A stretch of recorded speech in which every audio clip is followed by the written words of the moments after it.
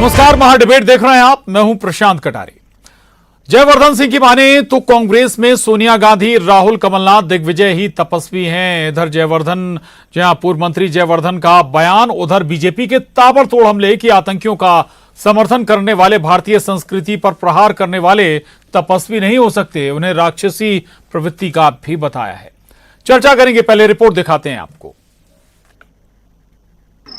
एकमात्र ऐसी हस्ती है जिन्होंने प्रधानमंत्री का पद त्याग किया है और वो त्याग तपस्या की प्रतिमूर्ति श्रीमती सोनिया गांधी जी हैं।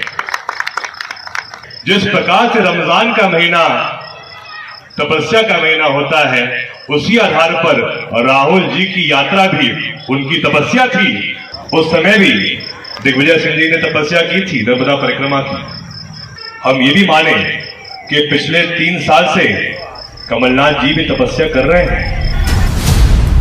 कन्याकुमारी से भारत जोड़ो यात्रा की शुरुआत में राहुल गांधी के संबोधन में तपस्या का जिक्र। अब पूर्व मंत्री जयवर्धन सिंह ने सोनिया गांधी, राहुल, कमलनाथ, दिग्विजय को तपस्वी बताया। इस पर बीजेपी अध्यक्ष वी डी शर्मा ने जयवर्धन को परिवारों तक सीमित ठहरा दिया, तो बीजेपी विधायक रामेश्वर शर्मा उबल पड़े। क्योंकि उन्होंने केवल एक परिवार और एक परिवार तक सीमित होकर के ही दुनिया को देखा है।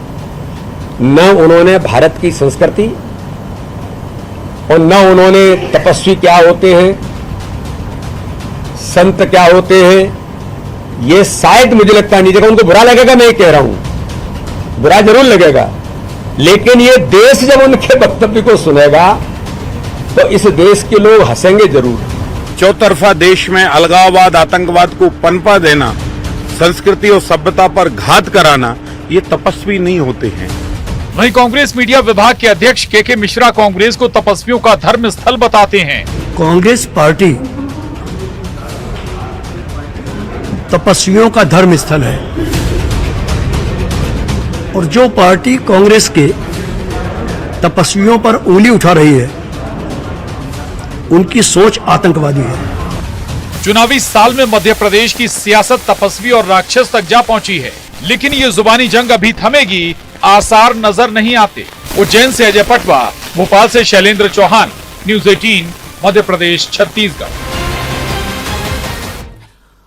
तो मध्य प्रदेश की सियासत में हर रोज नए रंग नजर आते हैं। अब तपस्वी और राक्षसी का जिक्र हो रहा है मध्य प्रदेश की सियासत में। जयवर्धन सिंह, पूर्व मंत्री और कांग्रेस विधायक अपने 4 बड़े नेताओं को तपस्वी बताते हैं। इनमें राहुल गांधी, सोनिया गांधी, दिग्विजय और कमलनाथ। हालांकि सवाल दूसरी तरफ से भी उठाए गए हैं। पूछा गया है कि आखिर जो आतंकवाद का समर्थन करते हैं वो तपस्वी कैसे हो सकते हैं, जो अलगाववाद का समर्थन करते हैं वो आखिर तपस्वी कैसे हो सकते हैं, जिन्होंने सर्जिकल स्ट्राइक पर सवाल उठाया आखिर वो तपस्वी कैसे हो सकते हैं। से तमाम सवाल बीजेपी अब दाग भी रही है। हालांकि कांग्रेस कहती है कि भाई तपस्वियों का धर्म स्थल है कांग्रेस, लेकिन अब इसी पर माने कि जो जुबानी जंग है वो यहां थमेगी, ऐसा बिल्कुल नहीं, बल्कि चूंकि चुनावी साल है और ऐसे में ये जुबानी हमले एक दूसरे पर फिर बढ़ेंगे।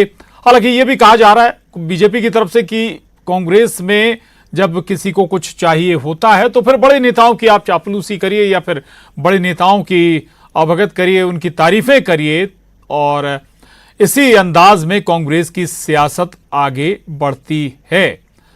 और बड़ा महत्वपूर्ण मसला भी है ये। जयवर्धन चूंकि पूर्व मुख्यमंत्री दिग्विजय सिंह के बेटे हैं, मंत्री भी रहे हैं कमलनाथ सरकार में, और उनके जरिए ये बड़ा बयान दिया गया। ये इसका एक पहलू ये भी है कि क्या दूसरे बाकी कांग्रेसी नेताओं को या कार्यकर्ताओं का मॉरल डाउन नहीं कर रहे? क्या जो जमीन पर काम करता है कार्यकर्ता, क्या उसकी अनदेखी नहीं कर रहे? क्या इस तरह का बयान देकर जयवर्धन सिंह? तो समाज को लूटने वाले तपस्वी नहीं हो सकते, ये बीजेपी की ओर से कहा जा रहा है। हमारे साथ 3 खास मेहमान जुड़ रहे हैं। राम दांगोरे जी, विधायक बीजेपी, स्वागत है आपका राम दांगोरे जी। और निशंक जैन जी, पूर्व विधायक कांग्रेस, हमारे साथ हैं, आपका भी स्वागत है। और साथ ही हमारे साथ धनंजय प्रताप सिंह जी, वरिष्ठ पत्रकार, चर्चा में। तो निशंक जी, आवाज अगर आप तक पहुंच रहे तो चर्चा की शुरुआत आपसे करूंगा जी। निशंक जैन जी, क्या आप केवल 4 तपस्वी हैं या 4 ही नेता हैं क्या कांग्रेस में? देखिए, कांग्रेस का इतिहास जी शुरू से त्याग और तपस्या का रहा है। हम चाहे आजादी के आंदोलन से बात करें, महात्मा गांधी जी से, जिनके नेतृत्व में पूरा आजादी का आंदोलन की अगुवाई की गई, और जब सरकार बनाने का मौका आया तो गांधी जी ने सभी तरह के पद त्यागे। जब केंद्र में यूपीए सरकार बनना थी, सभी दलों ने श्रीमती सोनिया गांधी जी से कहा, इसके बाद भी उन्होंने प्रधानमंत्री पद का त्याग किया। तो कांग्रेस में तो एक से बढ़ के एक इतिहास पड़ा हुआ त्यागियों का। दूसरी तरफ भारतीय जनता पार्टी है, सत्ता के लिए कुछ भी कर सकती है। पूरे देश के कई राज्यों में उसका उदाहरण है, चाहे हम अरुणाचल की बात करें, मणिपुर की बात करें, गोवा की बात कर रहे हैं, कर्नाटक की बात करें, मध्य प्रदेश की बात करें, जहां भी इनको मौका मिला है, इन्होंने सिर्फ इनका एकमात्र लक्ष्य है कि खरीदो, कैसे भी तोड़ो, ईडी को लगाओ, इनकम टैक्स को लगाओ, सीबीआई को लगाओ। सैकड़ों मामले भारतीय जनता पार्टी के हैं कि जिनको सिर्फ सत्ता चाहिए, इनका त्याग से कोई लेना देना नहीं है। अरे आजादी के आंदोलन में कांग्रेसियों के तो सैकड़ों लोग ऐसे मिल जाएंगे कि जिन्होंने अपने परिजनों को खोया, जिन्होंने हंसते हंसते फांसी का फंदा गले से लगा लिया, मगर भारतीय जनता पार्टी या उस समय के जो उनके संगठन के लोग थे, एक भी बता दे कि उन्होंने आजादी के आंदोलन में उंगली भी कटाई हो तो हम उनको मान लेंगे। इनका ना आजादी के आंदोलन से कोई लेना देना है, ना इनका किसी भी तरह के त्याग से कोई लेना देना है। जी ठीक जी,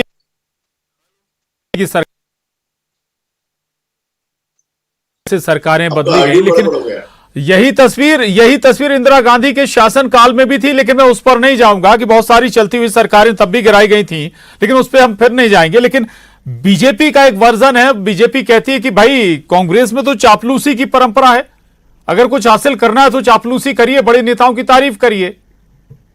बिल्कुल नहीं, ना कांग्रेस में ऐसी कोई परंपरा नहीं है, मगर भारतीय जनता पार्टी के आप पिछले कितने दिनों का इतिहास देख लीजिए कि किसी भी हालत में इस समय तो चापलूसों का, बेईमानों का और भ्रष्टाचारियों का जमावड़ा यदि कहीं पर है तो भारतीय जनता पार्टी में है। कांग्रेस में तो जो लोग संघर्ष कर रहे हैं, जनता की सेवा कर रहे हैं, सड़क पे संघर्ष कर रहे हैं, कांग्रेस पार्टी ऐसे सभी लोगों को मौका देती है। चलिए, आप कह रहे हैं सभी को मौका देती है, लेकिन बीजेपी का मानना है कि भाई कांग्रेस में चापलूसी की परंपरा है। हमारे साथ राम दांगोरे जी भी जुड़ गए हैं, बीजेपी विधायक। बहुत स्वागत है राम दांगोरे जी आपका। राम दांगोरे जी, जयवर्धन सिंह अपनी पार्टी की तारीफ कर रहे थे, अपनी पार्टी के नेताओं की तारीफ कर रहे थे, इसमें दिक्कत क्या थी?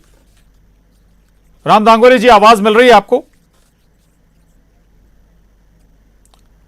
चलिए, राम दांगोरे जी के पास हम जाएंगे, उससे पहले धनंजय प्रताप सिंह जी हमारे साथ जुड़े हुए हैं। धनंजय जी, जयवर्धन फ्लो में बह गए क्या कांग्रेस में? दूसरा ये कि क्या केवल यही बड़े नेता हैं जिन्होंने पार्टी के लिए त्याग किया है? एक लंबा इतिहास है कांग्रेस का।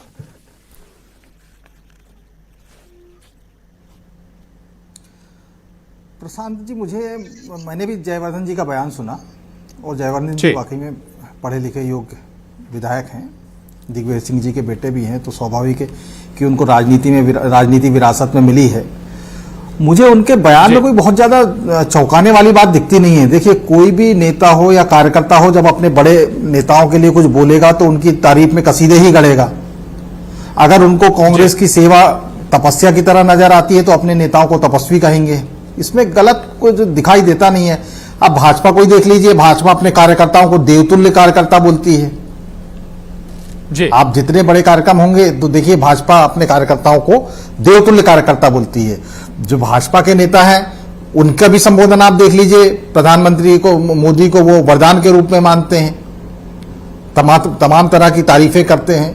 प्रधानमंत्री जी को भी देख लीजिए, जब भी वो किसी राज्य में, अपने भाजपा शासित राज्यों के दौरे पर जाते हैं, चाहे अभी जैसे कर्नाटक में देख लीजिए, मुंबई सरकार की उन्होंने तारीफ की, तो स्वाभाविक बात है कि जब वो किसी राज्य में जाएंगे तो अपने कार्यकर्ताओं को, अपने मुख्यमंत्री को, अपने नेताओं को अच्छा ही बताएंगे। तो मुझे ऐसा इसमें बहुत ज्यादा एक तरह का जयवर्धन सिंह जी ने जो कहा वो एक तरह का जुमला ही है, मान लो आप। नहीं ठीक है धनंजय जी, जो बात आपने कही ठीक है कि आपको इसमें कुछ गलत नहीं नजर आता, लेकिन क्या उन कार्यकर्ताओं की नजरअंदाजगी नहीं हो गई यहां पर जो जमीन पर कार्यकर्ता है पार्टी के लिए?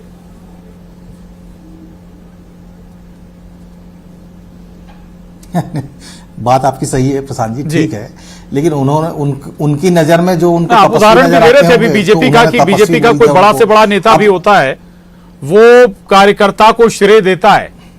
जी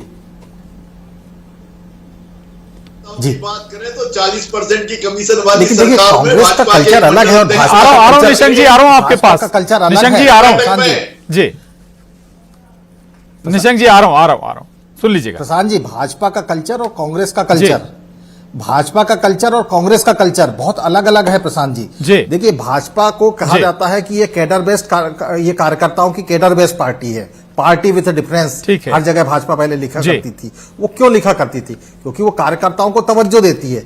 अच्छा कांग्रेस देखिए, कांग्रेस का कल्चर अलग है, कांग्रेस कार्यकर्ताओं जी। की पार्टी नहीं है, कांग्रेस नेताओं की पार्टी है।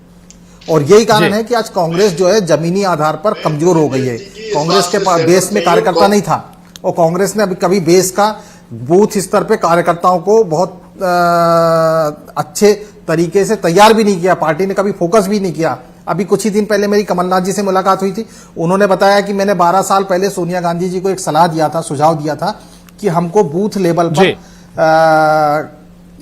कार्यकर्ताओं बूथ लेवल पर अपनी कमेटी का गठन करना चाहिए, क्योंकि बूथ लेवल पर हम कमजोर हैं और हमारा ब्लॉक कांग्रेस कमेटी का जो अध्यक्ष होता है वो 300-400 बूथ को एक साथ देख नहीं सकता है।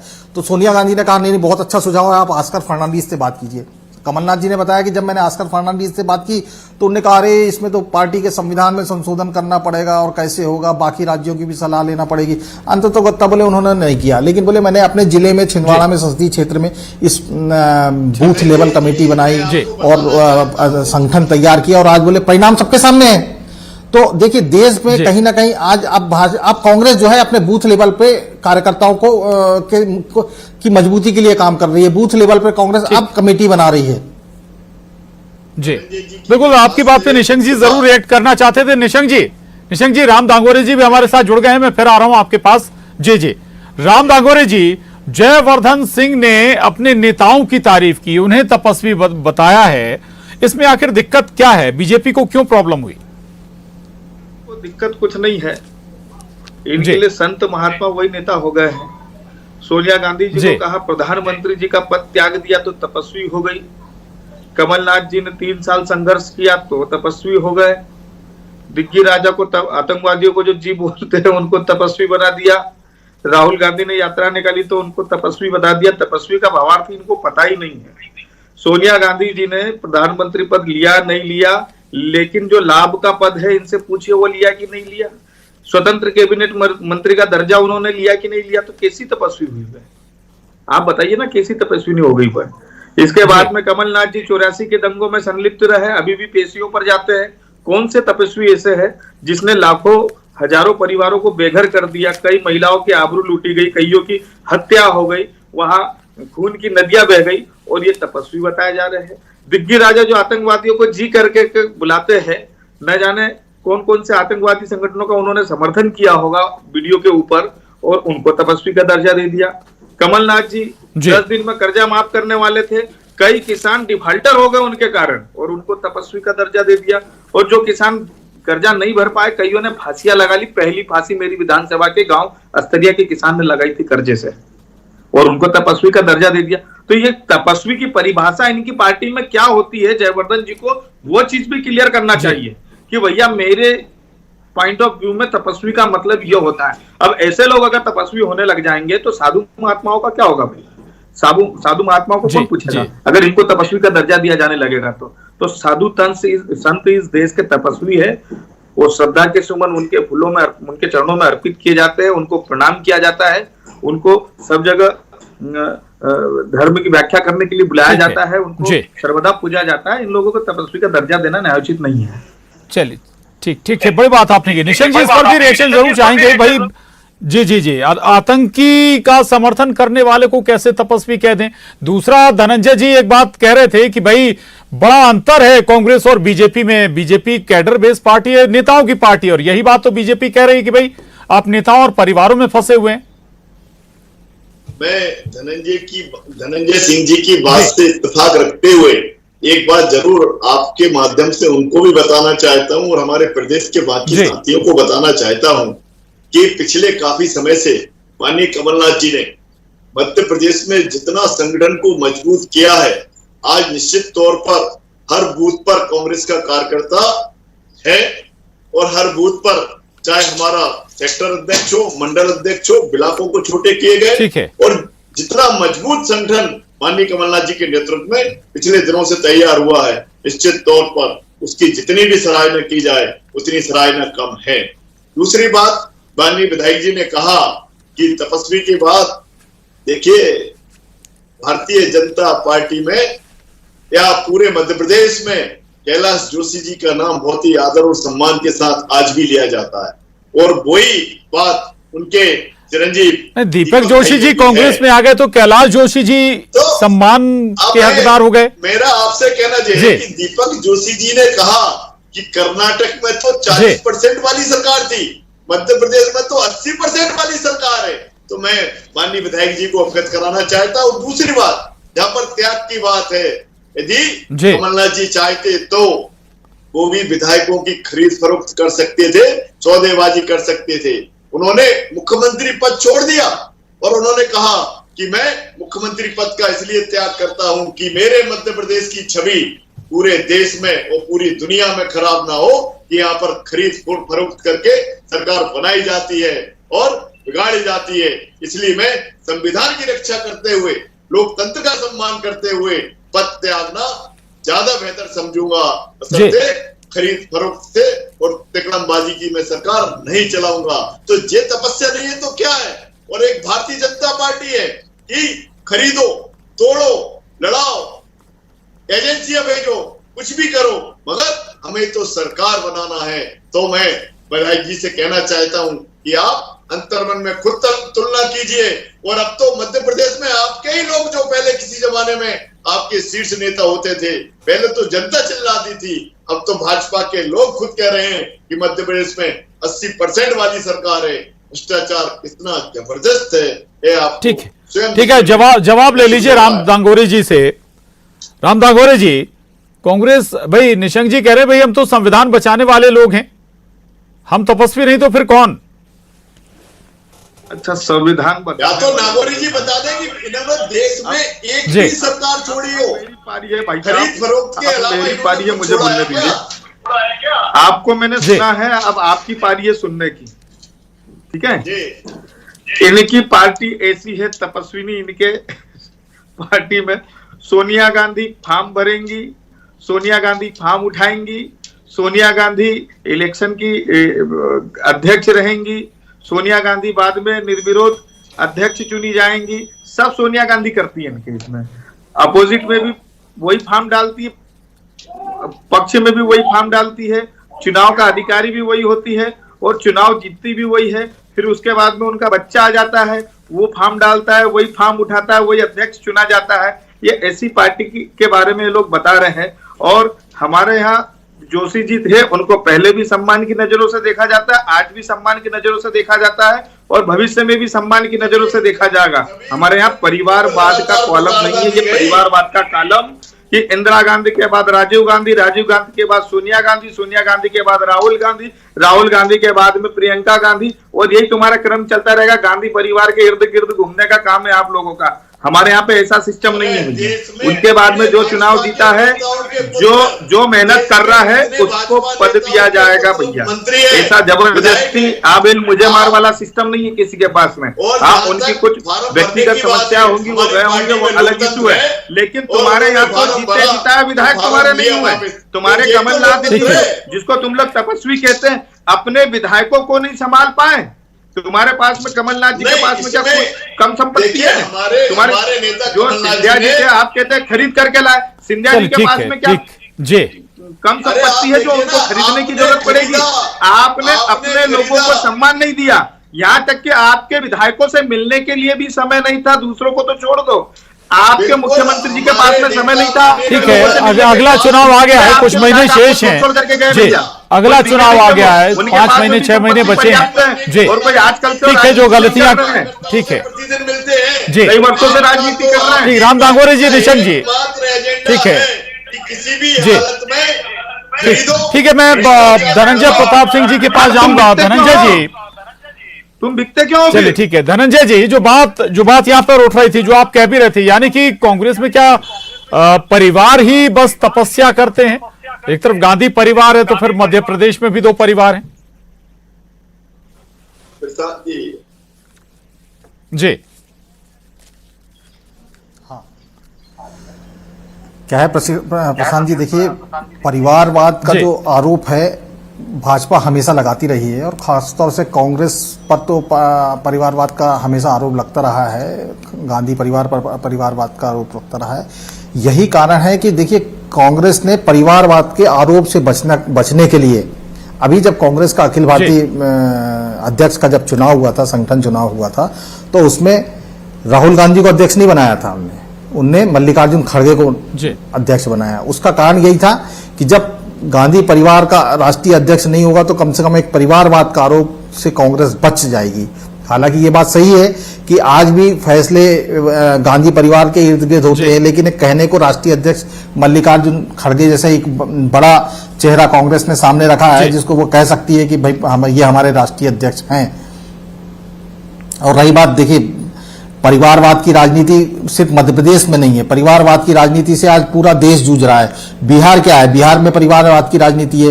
पूरा दक्षिण के राज्यों को देख लीजिए, सब परिवारवाद की राजनीति चल रही है। और यही कारण है कि मध्य प्रदेश नहीं, पूरे देश में भाजपा परिवारवाद का विरोध कर रही है।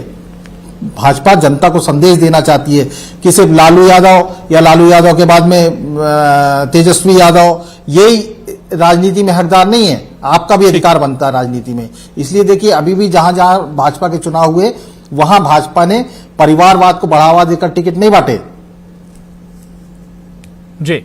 चलिए, बड़ी बात है। और एक छोटा छोटा कमेंट निशंक जी, राक्षसी प्रवृत्ति का बता रहे हैं आपको रामेश्वर शर्मा, आपके नेताओं को, बहुत कम शब्दों में। मेरा कहना है कि कल कर्नाटक में 40% की सरकार की विदाई होगी और नवंबर चले कर्नाटक पर आप आ गए हैं।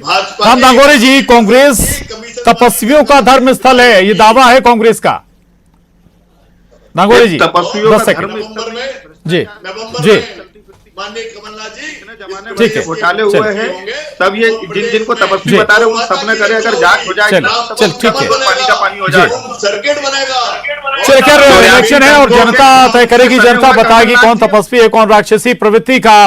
माफी चाहूंगा, वक्त की कमी है। राम दांगोरे जी, निशंक जैन जी, धनंजय प्रताप सिंह जी, बहुत शुक्रिया चर्चा में शामिल होने के लिए। डिबेट में इतना ही।